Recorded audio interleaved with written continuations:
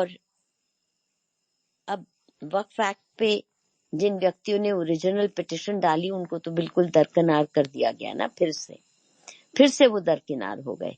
हिंदू संगठन जिसने डाली थी पहली चैलेंज करते हुए वक्फ एक्ट की, वो कहानी मैं आपके साथ शेयर करूंगी वीडियो। अभी तो मैं कोयम्बटूर में ट्रीटमेंट के लिए आई हूँ, बट द पॉइंट इज कि जो भी अच्छा काम कर रहा है उसको बिल्कुल हाशिए पे धकेला जा रहा है, बुरी तरह से कुचला जा रहा है और डराया जा रहा है।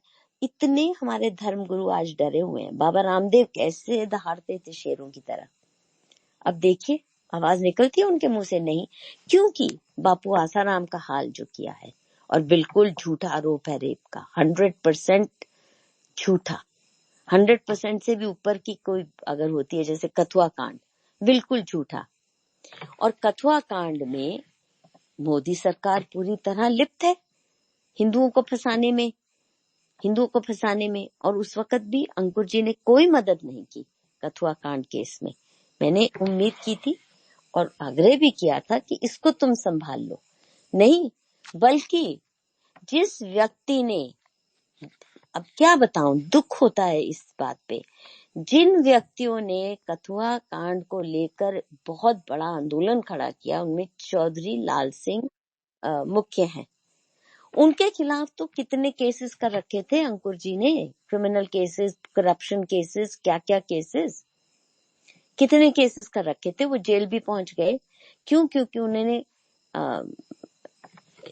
उनका अपना पॉलिटिकल इंडिपेंडेंट बेस रहा, और वो जिस भी पार्टी से खड़े हो जाएं अपने बलबूते पर, उस कंस्टिट्यूएंसी से हजारों लाखों की संख्या में वो उस मार्जिन से वो जीत सकते हैं। उस आदमी को क्रश कर दिया पूरी तरह से, और उसमें अंकुर जी का बड़ा हाथ है, बहुत बड़ा हाथ है। अंकुर जी ने कथुआ के विक्टिम्स के साथ कोई मदद का काम नहीं किया। एक अपने जूनियर को भेज देते थे कभी कभार एक व्यक्ति के केस में, बट जो मेन केस है उसमें कोई रोल नहीं है। अंकुर जी जितना मर्जी बोले।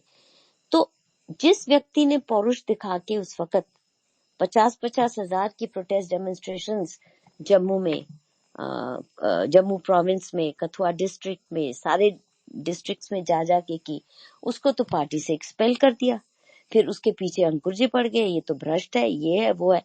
और उसका दोष क्या था कि उसने, जो अंकुर जी कहते हैं रोशनी एक्ट मैंने किया, वो किया, वैसे वो पिटिशन किसी और ने डाली हुई थी, वो मेरी किताब में मैंने लिखा भी है, वो किसी और की पिटिशन थी, अंकुर जी को पिटिशनर बन गए।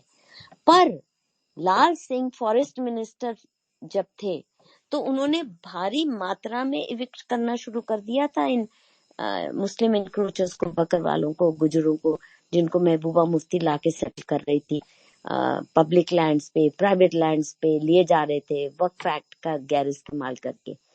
तो फॉरेस्ट मिनिस्टर के तहत उन्होंने इनको इजेक्ट करना शुरू कर दिया, जिसकी वजह से महबूबा मुफ्ती उनकी खून की प्यासी बन गई।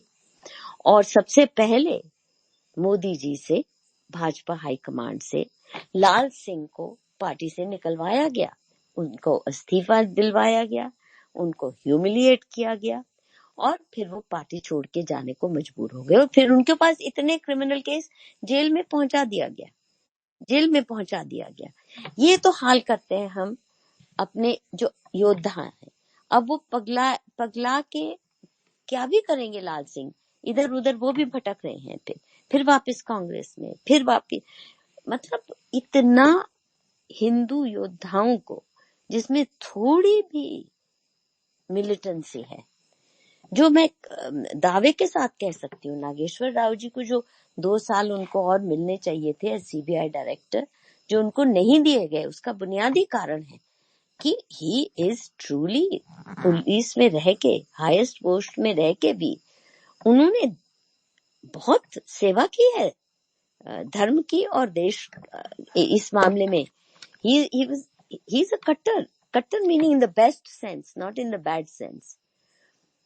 और उनको कहाँ सीबीआई से उखाड़ के उन्होंने काम किए, उसकी कभी लिस्ट उनसे सुन लेना, और सीबीआई से निकाल के जब उन्होंने बहुत बड़े बड़े कुछ डिलीवर किए बीजेपी के लिए results in that short span, fire brigade in charge, आप सोचिए, वहां पे भी उन्होंने कुछ नए इनोवेशन शुरू कर दिए, because he can't be left still. 2 साल और थे उनके बर्थ सर्टिफिकेट के साथ टैंपरिंग हुई थी।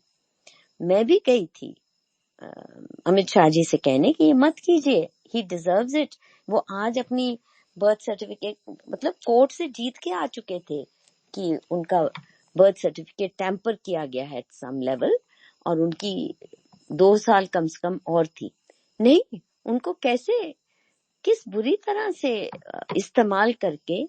पर नॉट दैट नागेश्वर जी चुप बैठने वालों में से हैं। Today he is, if you ask me, more influential than any MP, any MLA.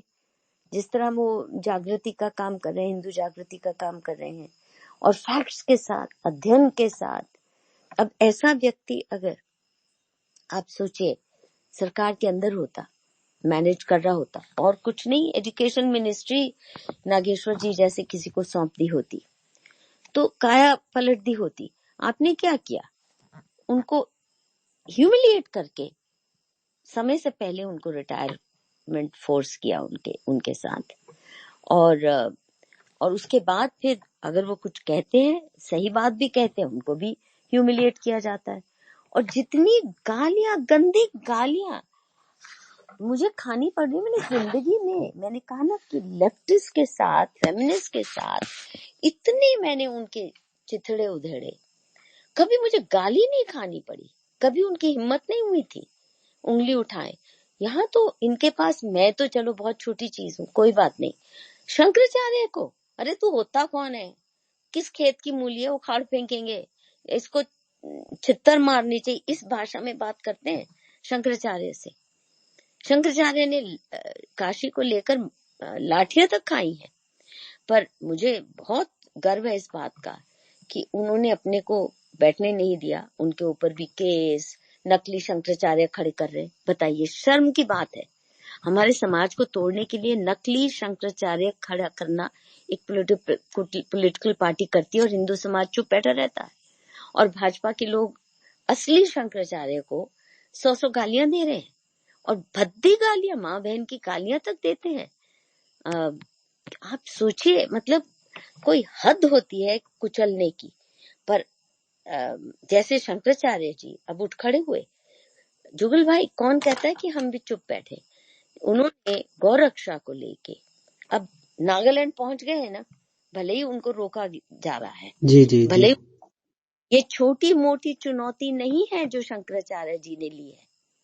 Nagaland जाना, अरुणाचल जाना, जहां माफिया बैठा है, मर्डरस माफिया वहां रूल कर रहे हैं, जहां हिंदू संतों को बैन किया गया ऑफिशियली नेहरू सरकार ने और अनऑफिशियली बीजेपी सरकार ने।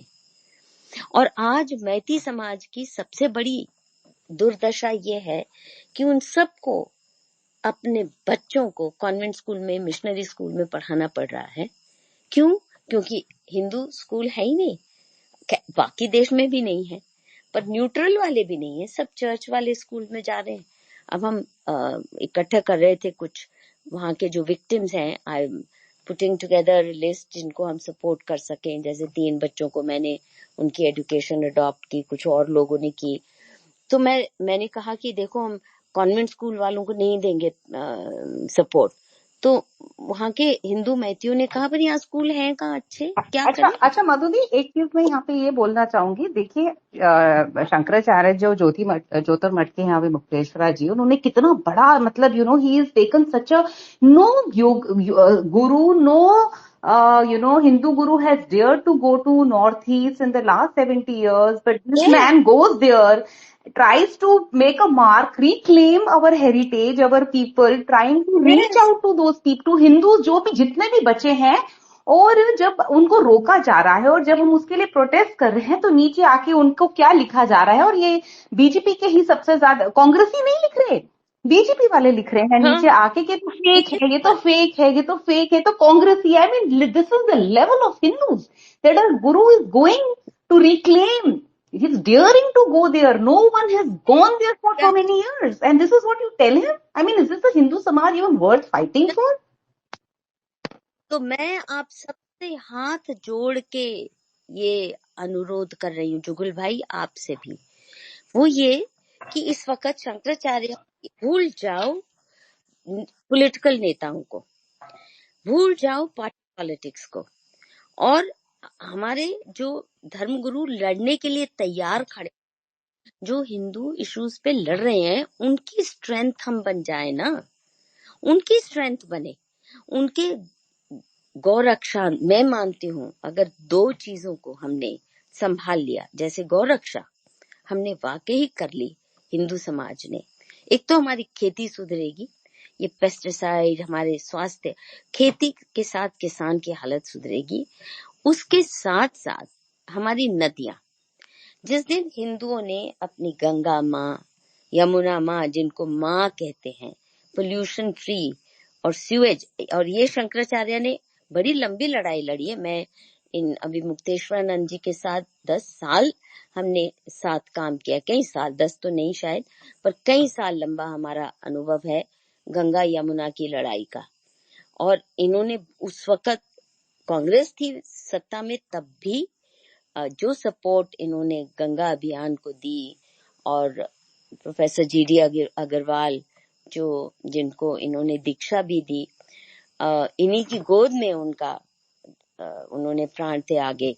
तो गंगा यमुना हमारी सारी नदियों को जब हमने, इतनी हम में पौरुष आ गई कि ये दो काम हमने जिस दिन कर लिए ना, मैं सोचती हूँ हिंदू समाज वाकई उत्थान की ओर चल पड़ेगा। और तीसरा उसके साथ जोड़ लीजिए कि हिंदू परिवार के झगड़े, मोहल्ले के झगड़े पुलिस या थाने में नहीं, अंदरूनी सेटल करेंगे। हमारी अपनी जो बिरादरी पंचायतें हैं, मोहल्ला पंचायतें, उनको हम स्ट्रेंथन कर दें, कोर्ट कचहरी के चक्कर हम छोड़ दें। कोर्ट कचहरी जाना है तो किसी को तंग करने के लिए, ये अब्दुल है ना, इनके खिलाफ जाइए, इनको तंग करने के लिए जाइए। आपस में ये शपथ ग्रहण कर लें कि परिवार के झगड़े, मोहल्ले के झगड़े, आपस में हिंदुओं के झगड़े हम समाज में ही, जैसे मारवाड़ी समाज अगर आज भी जुड़ा रहा है, वो अपने झगड़े समाज से ही अंदरूनी ही बड़े बड़े लेन देन के झगड़े सुलझा लेते हैं। जिस समाज ने, मुसलमान नहीं जाते कोर्ट में एक दूसरे के खिलाफ, उनके समाज में मस्जिद में ही हो जाते हैं, उनके मौलवी करा देंगे, बड़े बूढ़े बैठ के करा देंगे। हमने ना तो परिवार में कोई छोड़ा है। हमारी बेटियां अपने पिता की नहीं सुनती, भाई लफंगेपन में अगर घुसे रहेंगे तो लड़कियां क्यों नहीं जाएंगी उस दिशा में। तो पौरुष विहीन अगर हमारा समाज रहेगा, अपने को सक्षम कीजिए और सेल्फ डिफेंस के लिए तैयारी कीजिए। और हमारे पास इतनी बड़ी ये एक रिसोर्स है, वो है एक्स सर्विसमैन, इतनी बड़ी रिसोर्स है जो फुल्ली ट्रेन्ड है, जो आर्म्ड भी है। हम उस रिसोर्स से रिश्ता भी नहीं रखते, वो बेचारे सिक्योरिटी गार्ड सर्विसेज प्रोवाइड कर रहे हैं। ये हमने हमारी सरकार ने, at the prime of youth, some of them have to take retirement and then become security guard providers or security guards, दरबान बन के काम करें। That's a huge area of mobilization. Ritu, you would know. Your father is running one such security service. कि क्या हाल है जो इतनी जल्दी रिटायर हो जाते हैं फौजी बेचारे। एक्चुअली या मधुनी, बड़ा बुरा हाल है, और अब अग्निवीर की वजह से तो और भी बुरा हाल हो गया है। एग्जैक्टली और वहां भी घुसा रहे हैं, ये फौज में घुसा रहे। हमने शोर मचाया, हमने इससे सीखा कि कोई मुस्लिम। अच्छा मधु जी, ये 370 के ऊपर भी क्या अंकुर जी का कुछ क्लेम है कि क्या ये सच है कि वो भी पिटिशनर थे? क्या ये भी एक सुधीर जो कुलकर्णी जी थे, संदीप कुलकर्णी, उनका तो बड़ी रहस्यमय मौत हुई। सीबीआई की मांग की गई, मैंने उसके बारे में लिखा भी है, मेरा एक लंबा ट्वीट है उसके बारे में। हाँ, और आपने बताया भी। और एक मैं बहुत जल्दी वीडियो भी बनाऊंगी उसके ऊपर, उस केस के ऊपर। बहुत वो दर्दनाक केस है और वो संगठन टूट गया बुरी तरह से। अंकुर जी का 370 में कोई रोल नहीं है, नहीं। अच्छा, जैसे जैसे हिमालय को कहा जाता है कि ये सनातन का पालना है, तो अभी आप देखोगे तो सारे हमले वहीं पे हो रहे हैं। जो भी हिंदू शक्तियां वहां से उठने की कोशिश कर रही हैं उनको दबाया जा रहा है। अंकुर जी ने बाकी के जितने भी कैंडिडेट एकदम से खड़े हुए थे उनके प्रचार में नहीं गए, और फिर ये आके कह रहे हैं कि मैं तो बीजेपी जो राष्ट्रवाद पार्टी है उनको सपोर्ट करूंगा। उनके ऊपर जो एकम के कैंडिडेट थे उनके ऊपर इन्होंने एफआईआर करवाया बीजेपी के थ्रू, कि जबकि एकम को तो मैंने भंग कर दिया, तो एकम का नाम क्यों यूज कर रहे हैं ये लोग। तो इस तरह के भी हुए हैं। और अभी देखिए भी जी आप बोलें। आप बिल्कुल सही कह रहे हैं। देखिए, इन्होंने अवेयरनेस फैलाने का काम किया, बिल्कुल जैसे पुष्पेंद्र जी करते हैं, और सबने सोचा कि इतने खुलकर बात करते हैं तो सही में होंगे। पर शुरू से ही अंकुर जी बीजेपी या कांग्रेस, इन दोनों के साथ इनका झुकाव था। मुझे भी कहा गया था कि अमित शाह से मीटिंग करा दो। मुझे भी कहा गया था कि फलान ठिकाना कांग्रेस के अभी हाल ही में कि मैं मिलना चाहता हूँ, मुझे भी कहा गया था। द पॉइंट इज, देखिए, जिसने पॉलिटिक्स को करियर बनाना है उसको ये खेल खेलने पड़ेंगे। मैं यही कह रही हूँ, प्लीज अंडरस्टैंड, ये है ही कोयले की दलाली में मुकाला वाला केस। यहाँ साफ पाक रहना बहुत मुश्किल है, बहुत मुश्किल है, असंभव ही है, ऑलमोस्ट असंभव है। और कम थोड़े ज्यादा पहली जो फ्रीडम फाइटर्स की जनरेशन थी उसने फिर कुछ मान मर्यादा बनाए रखी थी। उसके बाद की जो पॉलिटिक्स है, और खासकर ये जो कास्टिस्ट पॉलिटिक्स, गुंडागर्दी की, आउटराइट गुंडागर्दी की पॉलिटिक्स शुरू हुई है, इसमें मनी और मसल पावर बहुत जरूरी हो गई है। और तभी आप देखिए कैसी महिलाएं आगे आ रही हैं। ममता बनर्जी, कौन महिला कहेगा इसको? महिला वाली बात क्या है उसमें? या महबूबा मुफ्ती, क्या महिला वाली बात है? ये क्रूर महिलाएं हैं, क्रूर महिलाएं हैं, कोई नॉर्मल नहीं है। और मैं जितनी भी महिलाओं को जो राजनीति में है मैंने करीब से देखा है, उनमें ये क्रूरता आ ही जाती है, क्योंकि पुरुषों से compete करना है, उन्हीं के टर्म्स पर compete करना है, उनको आउट परफॉर्म करना है। तो आज ममता बनर्जी ने ज्योति बासु और उनके जो सीपीएम के गुंडा माफिया थे उनको आउट परफॉर्म कर लिया ना, तभी बनी हुई है।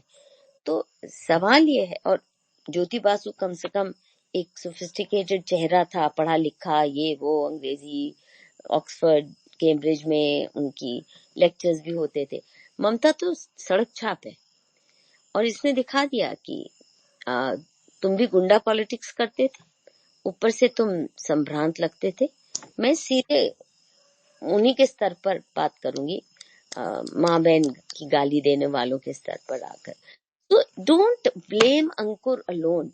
इनफैक्ट अजय चरंगू जी कब से, जो कानून कश्मीर के फाउंडर हैं, कितने बार, कम से कम 20-25 बार बड़े दुखी मन से फोन, लंबी लंबी आधा पौन घंटा उन्होंने बात की कि वो एक मायने में इंटेलेक्चुअल मेंटर रहे और बहुत स्नेह रखते थे उनके साथ, अंकुर के साथ। तो उनको ये भी बहुत दुख था कि कानून कश्मीर से भी रिश्ता दुराव का बना लिया, और कई बातें उन्होंने काफी तकलीफ वाली मुझे बताई, शेयर की। अब क्या बताऊं क्या ना बताऊं समझ नहीं आता, but one thing for sure, Ajay Charangu ji ने मुझे कई बार बताया कि मैं 2-3 बार अंकुर से साफ पूछा हूं कि मान लो अगर तुम्हें भाजपा ऑफर करती है टिकट तो तुम ले लोगे, will you go? And I never got a clear answer. ये पहले शुरू में की बात है, उसके बाद पिछले साल तक की, and he never got a clear answer कि नहीं। अंकुर जी is welcome to his political career. Let us not waste our emotion on him. He has a right to be politically ambitious. He has a right to want to become an MLA, MP, Prime Minister, whatever. Let him. नहीं Madhu Didi, Madhu ji मेरा एक Madhu Didi, I want to interject here. He has all the right, but he has no right to fool Hindus, use their emotions, and and ji then ji set मैं up भी his वही political मैं भी वही कहना चाहता। That is I wrong. आप That agree is with immoral. That is you. immoral. That is unethical. सनातनियों के साथ धोखा क्यों किया उन्होंने? वो डायरेक्ट जा सकते थे ना बीजेपी ज्वाइन करके। आप इस रास्ते से सनातनियों को मूर्ख बना के फिर उधर क्यों जा रहे? जुगल सुनिए, उनका कभी से भी Ritu, आइडिया नहीं था ये करने का। वो शुरू से, क्योंकि हम उसको कैसे पहचाने, कुछ तो मुझे मधु दीदी ने कुछ बातें जो बताई, जैसे कि अभी आपको बता रहे हैं कि अमित शाह से मिलने को बोला, और ये सब कुछ तो एक उनके चरित्र के बारे में समझ में आया कि पॉलिटिकली एम्बिशियस है। कोई प्रॉब्लम नहीं है पॉलिटिकल एम्बिशियस होने की, लेकिन जब सनातन बनी और हम उनसे बार बार बोल रहे थे कि आप कायदे से काम करिए, पॉलिटिकल पार्टी अगर बननी है तो उसका बेस स्ट्रॉन्ग करिए पहले, लेकिन हमारी बात कोई नहीं सुन रहा था। तभी हम लोगों को समझ में आ गया ये लोग सीरियस है ही नहीं, इन लोगों को कुछ ऐसा नहीं खड़ा करना है जो हिंदुओं के लिए काम करे। ये लोग अपने इसको एक प्लेटफॉर्म यूज करना चाहते हैं अपने पॉलिटिकल करियर को कैटापुल्ट करने के लिए। तो इनका जैसे इनको एक सजेशन दिया गया कि आप पॉलिसी लेवल के ऊपर एकदम से ब्रेनस्टॉर्मिंग करके फिर करिए, आपकी लॉन्च कैसी होनी चाहिए। जब आप पार्टी को लॉन्च करें तो भारत के सारे राज्यों और यूनियन टेरिटरी से बड़े उनका एक एक लीडर आपके साथ वहां मंच पे खड़ा हो। तो ही वाज वेरी डिसइंटरेस्टेड, और ना वो हार्ड वर्किंग नेचर के हैं कि वो ग्राउंड पे जाके काम करना चाहें। उसके लिए उन्होंने संदीप दियो को रख लिया। संदीप दियो ने अपना सारा नेटवर्क उसके ऊपर डाल दिया एकम को बनाने में। लेकिन मतलब जिस तरह से एक सनातनी हिंदू पार्टी का political base, intellectual thought process उसके अंदर जाना चाहिए था, वो कभी भी नहीं रहा, और सजेशन देने पे भी नहीं हो रहा था। So that is when I knew they are not serious, इनका कुछ और ही गेम है। और मधु दीदी से मेरी काफी लंबी बात हुई, उन्होंने जो मुझे बातें बताई, I was very sure that they are up to something else, and we completely withdrew from it. but Ritu, my point was not just that you follow due process in forming a party. My point was, don't form a political party, form a platform. Madhuri, see, we always have a different thought process on this, and we do differ here. And you see, when I say I differ, when you say, I completely agree with you that Hindu activism is very important. Having said that, the political power is also equally important. Madhuri, I always said the same thing I said in that meeting also, कि 75 साल के बाद भी एक Hindu MP नहीं है हमारे parliament में जो हिंदुओं के लिए आवाज उठाए। Not even one. Muslims have 2 MPs, everyone has an MP, but Hindus do not have even 1 MP. So without political power, I am not very sure whether we'll get good results. Having said this, Hindu activism is also equally important, no doubt. मैं रितु जी के बात से सहमत हूँ मैं रितु जी के बात से। No, let me answer. You remember in that very meeting, I had told Ankur, तुम खड़े हो जाओ, अपनी जान लगा दो, जम्मू से एक सीट निकाल लो, ऐसे 10 और भी निकाल लो अगर जहां कोई लगता है आपको। But my main point is, I am not saying कि हमारी वॉइस वहां ना पहुंचे। My main point is, her party को आज हमारा ध्येय होना चाहिए, हर पार्टी को मजबूर करना। Absolutely agree with you. Totally agree with you here. And Ritu, 1 second. You cannot do that if you are a hostage to one party. मान लो हम बीजेपी के साथ जी जान से जुड़ जाए, ठीक है, जी जान से जुड़ जाए, और हम माने कि ये वाकई राष्ट्रवादी है, ठीक है। अब होगा क्या, क्योंकि अब हमारे पे बीजेपी का ठप्पा लग गया, कोई और पार्टी हमें नहीं सुनेगी। मुझे याद है जब मेरे 40 साल पॉलिटिकल एक्टिविज्म के प्री मोदी है, हाँ, believe you me, I could approach any party on any important issue and get a hearing and get things done. Ganga पे भी जब हमने वो लड़ाई लड़ी और लोहारी नागपाला डैम और बहुत इम्पोर्टेंट मिले with Shankaracharya ji in the lead, it was because हम पार्टी की तरफ से नहीं थे, वो लेबल नहीं था। और किसी भी पार्टी के पास जाके इशू पे आप निष्पक्ष भाव से उनकी जान खाना शुरू कर दो। मैं तो I mean it's so hard to get something like street vendors के लिए भी नया कानून बना लेना। I drafted all those national law, city law, rickshaw police के लिए नया नया, बिकॉज पार्टी पॉलिटिक्स से ऊपर उठ के इश्यूज की बात की। इश्यूज की जब आप बात करेंगे, जैसे किसी जमाने में शरद जोशी किसान जब आंदोलन चलाते थे, लाखों लोग उनके एक इशारे पर खड़े हो जाते थे किसान आंदोलन के। उनके इश्यूज ऐसे थे, हर पार्टी घुटने टेकती थी। जैसे ही शरद जोशी ने पार्टी बना ली, सब तितर बितर हो गए। फिर लोग, पार्टी पॉलिटिक्स के लॉजिक ही दूसरा हो जाता है, और शरद जोशी का खुद का ग्राफ ऐसे शार्पली गिरा। द पॉइंट इज नॉट कि हमारी आवाज ना उठे, पर हर पार्टी में कुछ लोग हमारे ऐसे हों, और हर पार्टी को मजबूर होना पड़े, हर पार्टी को मजबूर होना पड़े कि हमारी सुननी ही है।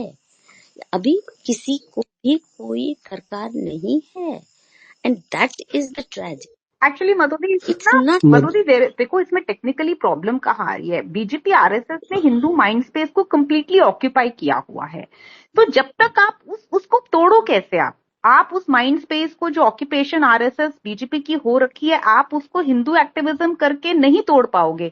आपको उसको दोनों तरफ से तोड़ना पड़ेगा, हिंदू एक्टिविज्म प्लस एक पॉलिटिकल ऑल्टरनेटिव देकर। तो मुझे ये था कि अगर एकम सनातन के ऊपर धीरे धीरे, आज नहीं तो 10 साल के बाद कहीं कुछ ऐसा हो सकता है कि ये हमारे हिंदुओं के लिए ऑल्टरनेटिव बन के खड़ा हो जाए। एग्जैक्टली ये एक था, लेकिन इसका बेस ही नहीं बना। तो एक तरफ एक्टिविज्म होता और एक तरफ हम, एक छोटी सी हमारी पार्टी जो है, छोटी छोटी, पर ये लोग कभी उसमें इंटरेस्टेड ही नहीं थे एक्चुअली। प्लेटफॉर्म एक्चुअली देखो, ऐसे बहुत त्याग की जरूरत है। हिंदू के अंदर त्याग भावना नहीं है। सबको मेरा चाहिए कि मेरी पावर, मेरा ये, मैं, मेरा कंट्रोल कहीं बाहर ना चले जाए, मेरी पावर दूसरे के पास ना चला जाए। ऐसे कभी कोई ना तो पार्टी खड़ी होगी, ना कोई एक्टिविज्म होगा। त्याग की भावना अगर रख सकते हैं हिंदू, तो ये काम करिए, नहीं तो छोड़ दीजिए।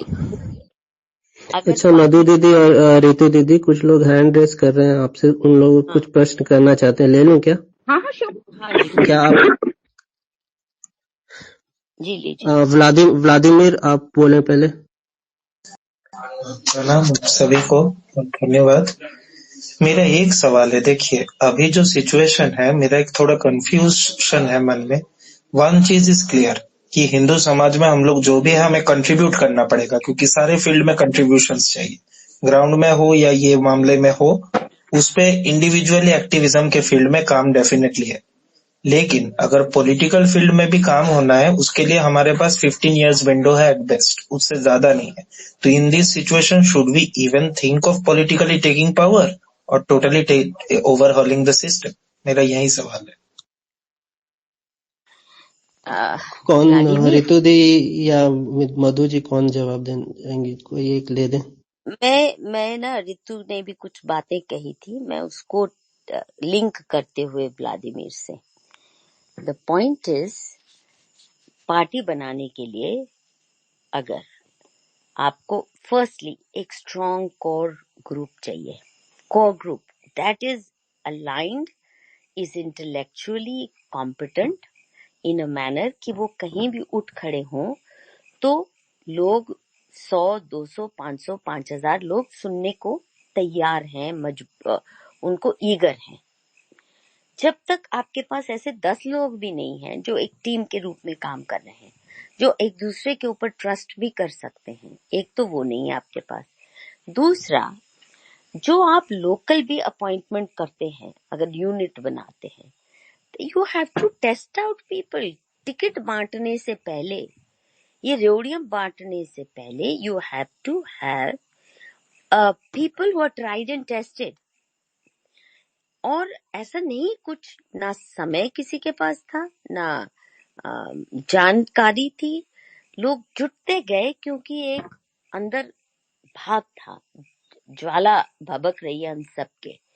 The point I am trying to make is this, Ritu, जिस तरह बीजेपी और मोदी जी का क्या ग्राफ था, क्या इनकी इमेज थी, कुछ एक छोटे से ग्रुप से हम शुरू हुए जिन्होंने खुल के मोदी जी को आईना दिखाना शुरू किया। कोई गाली गलौज नहीं की, आईना दिखाना शुरू किया। गिन लीजिए आप, शुरू में कितने थे रितु? Half a dozen.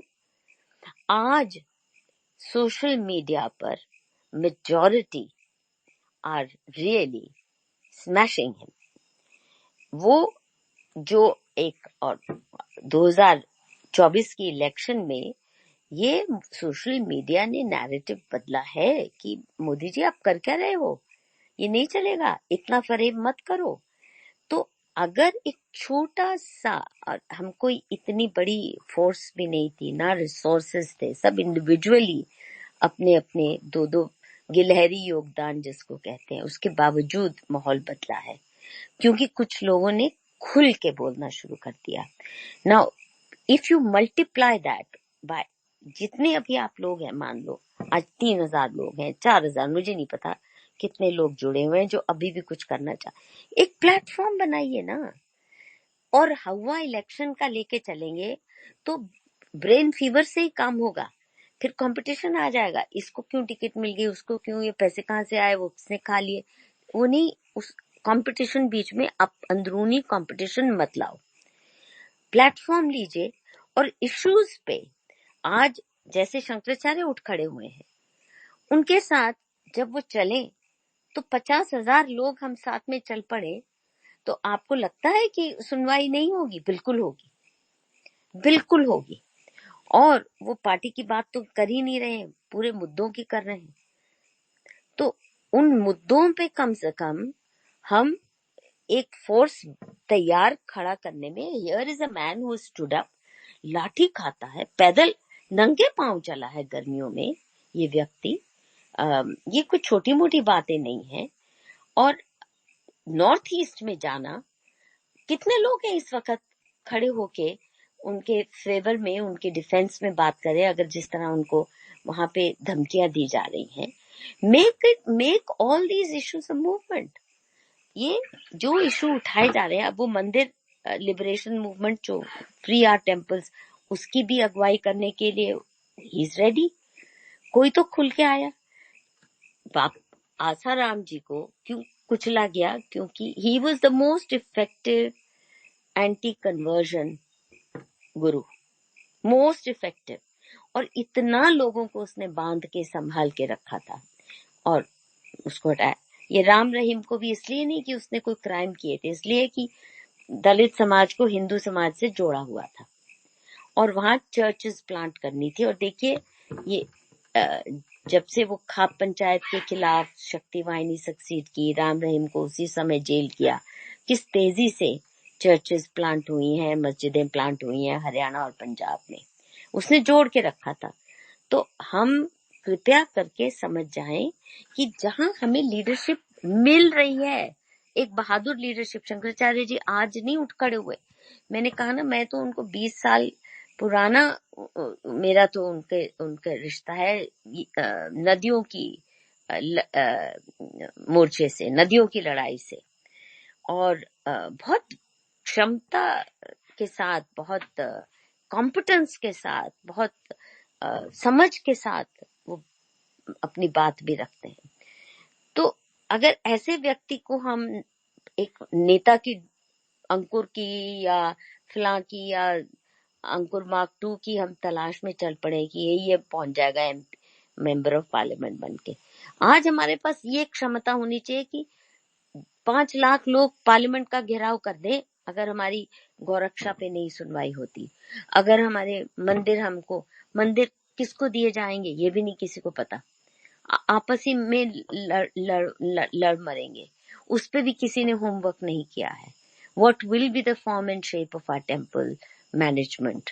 शंकराचार्यों की जो एक बनी थी किसी जमाने में, जो नरसिम्हा राव ने प्राइम मिनिस्टर के दौरान कहा था कि आप जरा जल्दी से इकट्ठे हो जाइए चारों शंकराचार्य और एक बॉडी सेटअप कीजिए, जो कि अगर राम मंदिर बनना है तो उसकी मैनेजमेंट और वगैरह के लिए वो बन गई बॉडी, और भाजपा ने आके उसको बिल्कुल किक ऑफ कर दिया और पीएमओ चला रहा है राम मंदिर को।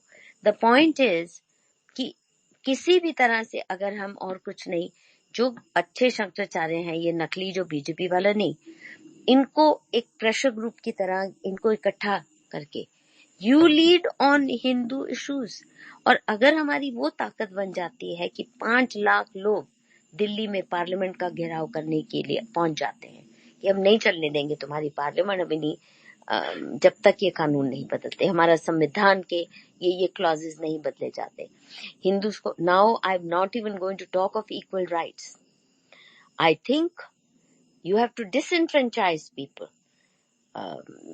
People who don't who are committed to, जो खुल के कह रहे हैं कस्बा हिंद चलाना है, उनको वोट का अधिकार, चुनाव लड़ने का अधिकार। अभी आप बात कर रहे हैं, देखिए अंकुर जी ने एक और मेरे हिसाब से एक गलत मुहिम चलाई थी कि जम्मू को अलग कर दो कश्मीर से, इसको अलग प्रोविंस बना दो।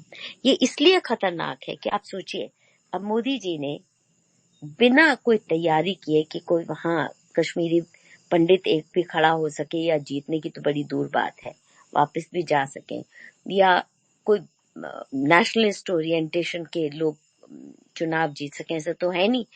अभी आप सोचिए, इंजीनियर वो जो है, क्या नाम, जो जेल में रह के भी इतने बहुमत से जीता, ये इंजीनियर रशीद, अगर ये सेपरेटिस्ट सारे, मान लो मेजॉरिटी इनकी आ जाती है असेंबली में, और ये पास करते हैं रेजोल्यूशन मेजॉरिटी वोट से, यूनानिमस भी कर सकते हैं कश्मीर के तो सारे, कि हमें सेपरेशन चाहिए, we want to join Pakistan, क्या मुंह रहेगा भारत का? अभी ये फॉरेनर्स को ला रहे हैं ना, एम्बेसडर्स को, आओ देखो हमारी डेमोक्रेसी, कितनी गालियां दे रहे हैं जमीन पे, कि भाजपा और मोदी को तो सुबह से शाम गालियां ही मिल रही हैं। कश्मीर में भी कोई कितने हैं जो कश्मीरी मुस्लिम खुल के भाजपा की तारीफ करने को या मोदी जी की तारीफ करने को तैयार है। इमेजिन क्या होगा। और अगर ये अलग हो जाए, कम से कम जम्मू के लोग सीधे कश्मीर में तो नहीं जाए, चाहे कांग्रेसी हो, पर अब इन्होंने गुजरों को, वो भी मुसलमान, बकरवालों को भी रिजर्वेशन SC ST के नाम पे दे दी। तो आप सोचिए, JNK की असेंबली में ये रेजोल्यूशन पास हो जाता है, क्या मुंह दिखाएंगे हम दुनिया को? अब मोदी जी उसी दिशा में ले जा रहे हैं हमें। और अंकुर जी चाहते थे जम्मू प्रोविंस से अलग हो जाए, ताकि कश्मीर एक इंडिपेंडेंट स्टेट बन के कुछ भी कर ले, फिर तो कुछ भी कर ले। दैट वाज हिज प्लान कि जम्मू को अलग करो। Now the point I am making is, हमारे पास इस वक्त लीडरशिप ईश्वर ने खड़ी कर दी है, और ये संकेत है मेरे हिसाब से, तो ईश्वरीय हमें संकेत है कि धार्मिक इशू पर, हिंदुओं के सर्वाइवल के इशू पर धर्म गुरु ही लड़े तो अच्छा है। वोट बैंक के गुलाम पिता के बस का है ही नहीं, ये है ही नहीं। वो चुनाव नहीं जीत सकते आज, अगर वो चाटुकारिता नहीं करेंगे इन वोट बैंक्स की। तो धर्म गुरु ही हैं जो हमें जाति से ऊपर उठाकर, ये वोट बैंक जो Yadav vote bank, OBC, MBC, CBC, TBC, ये केवल धर्म गुरु कर सकते हैं, और कोई पॉलिटिशियन नहीं कर सकता। लेट्स फेस इट, ये समाज टिका था तो धर्म गुरुओं के आधार पर ही समाज के आपस का ताना बाना बना हुआ था, और मंदिर उसमें की रोल प्ले करता था। फिर इस्लामियों ने तोड़े, फिर अंग्रेजों ने बर्बाद किए, पर मंदिर रिवाइवल बिना शंकराचार्य और इनके साथ जुड़े हुए धर्म गुरुओं के लीडरशिप रोल के नहीं हो सकता। Explain my basic objections to political party under this majority vote democracy.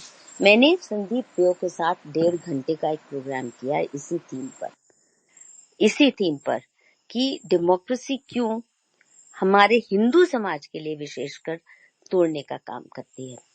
आप ये देखो, सारा जो प्रोसेस चला है, हिंदू समाज 19th सेंचुरी तक